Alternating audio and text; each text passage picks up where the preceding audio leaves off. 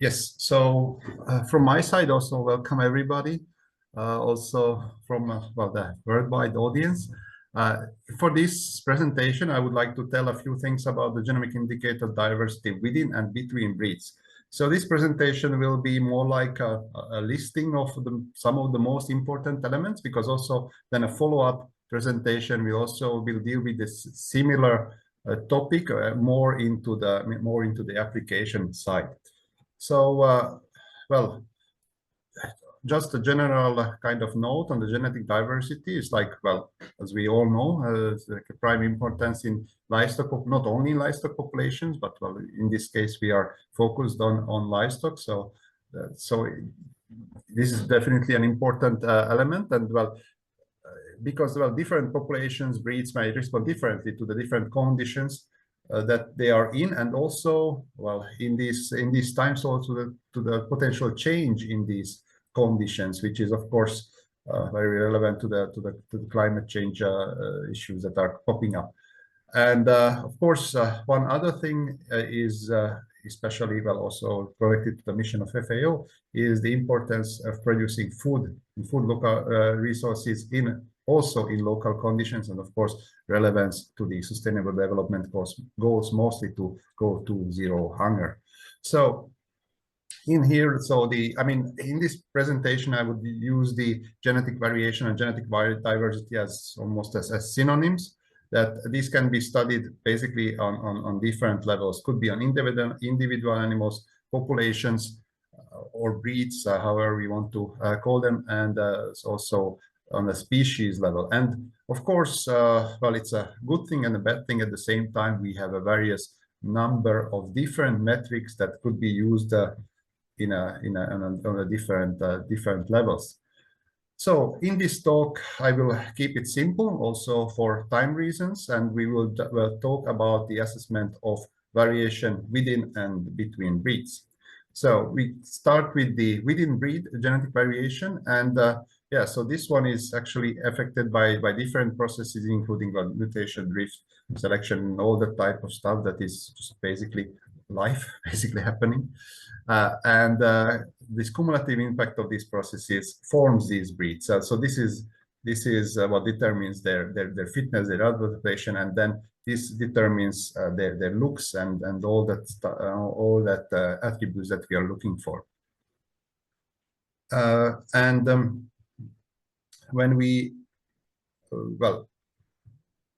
we can actually assess and monitor this genetic diversity, but also it's just not just without a purpose, but it's really essential in terms of management of the breeds, be it from the decision maker side or kind of a so to say from a national perspective, or breeding organizations or the breeders. And basically the goal is to optimize the choice of these breeding animals so that to minimize the reduction in the genetic variability. So basically we want to keep as diverse populations as possible. Now, as I mentioned, there is a lot of possibilities in terms of what methods to apply to assess this genetic diversity. And well, some of them, or all of them, are basically different approaches, but some of them, if you look at the results, they might have a various range of correlations. So some of them might point into a very similar direction. So that is, but still there is a range of possibilities, and all of them have their purpose, and all of them have their justification. Now, I will not go through all of these, and just a selected few that I think they are the most important. And the first one, which is I think comes to surprise to no one, is the genomic inbreeding. It is a really, or well, inbreeding as such, but I will concentrate on the genomic side here. Of course, inbreeding levels are just really crucial to monitor in all populations, because what we have with inbreeding, as the inbreeding coefficient increases, then the homozygosity of the populations also increases, that have several unintended or let's say, a bit problematic impacts, but I will come to that later briefly. But anyway, so with the advanced, so the availability of the genomic data, so the genomic inbreeding coefficient, I think, is one of the most useful ways how to deal with this data and how to assess the inbreeding in these populations. And then again, here are many possibilities, but the runs of homozygosity, well, these are my personal favorites. So I pick them up here. So basically, we are looking at the segments on the genome that are becoming together as a copies from a common ancestor, and then they are by definition identical by descent. So then this genomic inbreeding is just a inbreeding coefficient is a proportion of the genome that is basically homozygous due to identical by descent. And so, as I mentioned, this is very relevant in the assessment of the populations because, well, it has multiple uses, so to say. Well, the first one, perhaps the most straightforward, is the indication of reduced genetic diversity. So if we have increased homozygosity rates, of course, then the diversity of the genome decreases. And also with this, there is a potential loss of future adaptations. Now, the other thing is the possibilities of spreading of recessive disorders, because, well, these recessive alleles have a better chance of coming into homozygous state, which is, of course, not ideal, especially not for small and endangered populations, but also not for any, but for the small and endangered one especially. And also, well, inbreeding depression that applies everywhere, that we could experience, or the populations can experience reduced production, reproduction, and fitness rates. Now, the next kind of metric that is mentioned very often, and it's kind of well, sometimes is regarded as a magic number, although it's like I would not say so, honestly. But anyway, so the effective population size is basically the size of the ideal population that results in the same amount of genetic drift as the actual population being considered. So basically, we have a relation of the census size, which is normally kind of shown with the n, and the ideal population size, and then so basically this relation, this proportion is expressed as the effective population size. So this is kind of an interesting kind of concept that although when we see any population, then we don't see the effective population size. We see the number of animals, and indeed this is very relevant. And it is the ecological consequences and the possibilities what we can do with that population are determined by the census size. But the future, the evolutionary consequences, the possibilities of the genetic diversity, and also at the end the effectiveness of the selection is somehow dependent on the effective population size. Now, again, this is a huge branching here, and there could be a lot of time spent just on this topic. But I just wanted to mention that there is a bunch of ways how to express and compute effective population size, and this could be as easy as counting the number of males and females and basically having a ratio.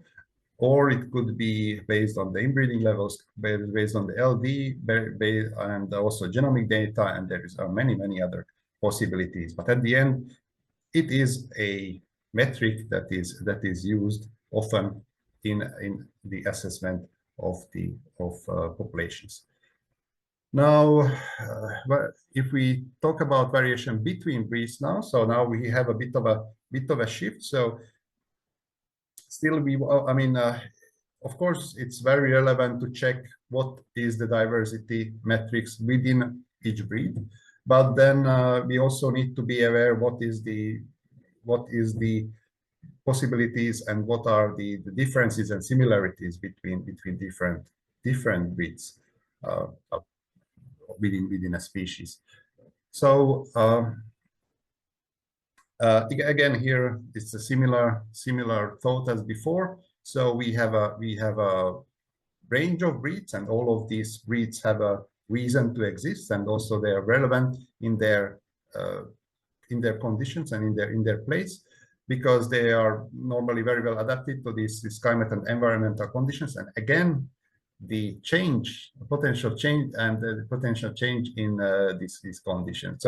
So if we have a high diversity, we have a better possibility to have breeds that could adapt to changing conditions. And of course, this is relevant to the ongoing climate change, but also then if you think about the change in the conditions as to high versus low input environments. And also, well, for the genetic variation between the breeds is relevant when designing conservation strategies, identifying, of course, unique breeds and populations, or let's say more distant breeds to others. So it's if something is more unique, then it's most likely larger efforts are justified to safekeep said breed. And yes, so then this decision process, if we like it or not, takes place because, well, the funds and the resources are limited, and we have to decide how to utilize these limited resources the best way. And here I get, I mean, so I will have a larger list later, but I wanted to include definitely, well, as I mentioned there, the Evergreen Classic, the F statistics.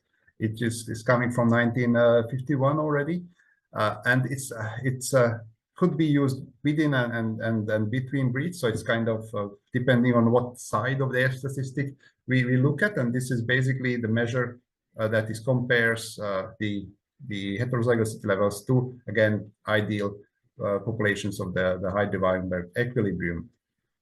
And again, so this could be within and between populations. So this is just to symbolize the possibilities that we have here. Yes. So we have the populations, the subpopulations, and then the total population, and we can look at the various heterozygosity levels. And well, this is perhaps a bit simplified kind of equation here, but still, basically, what we are dealing with is combinations and comparisons of the heterozygosity levels at the different levels, individual subpopulation, total population levels. And then depending on the F statistic that we are interested in, we can deal with the heterozygosity. Well, we'll talk about a bit later on the between population metrics, or also a overall inbreeding coefficient could be the FIT could be interpreted as such, although in my opinion, so if we compute the individual inbreeding coefficient, so the runs of homozygosities are a much better way to do that. Again, if we are talking about genomic data, of course, I do not want to discount the possibilities of the computing of the inbreeding coefficient based on conventional pedigree data. Yes, so briefly on the FST, just because this is, I think, the most widely used metric for the F statistics. And also here what we have is a relatively intuitive representation that is like, if the higher the FST, the larger the distance between two populations. But this could be somehow misleading because, well, there is honestly no strict border or strict threshold that we could decide what is a different breed, at which point of FST is a different breed, and what is similar. Because the thing is, so there is a wide variation between the already established and very much different breeds within various species. So, well, it is certainly a popular metric, but the use with care is very much advised. Again, here just a list of some other methods that could be used. And again, there are a bunch of these distance measures, and we can do admixture structure, all that kind of like scaling and PCA and all that kind of nice visualization methods that could bring us closer to determine the variation between the breeds.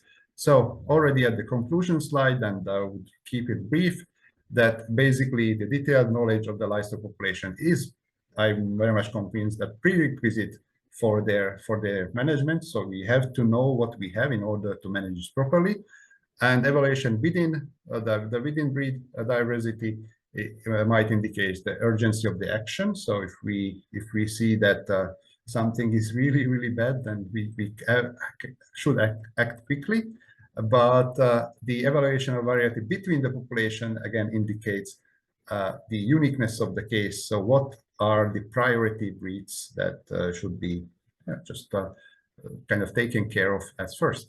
But in any case, also because there are so many metrics, and so they could be correlated, and also just using just one might not lead to proper results. Then I would really much advise to use a combination of these metrics when doing any type of diversity evaluation within or between breeds. So thank you very much for your attention.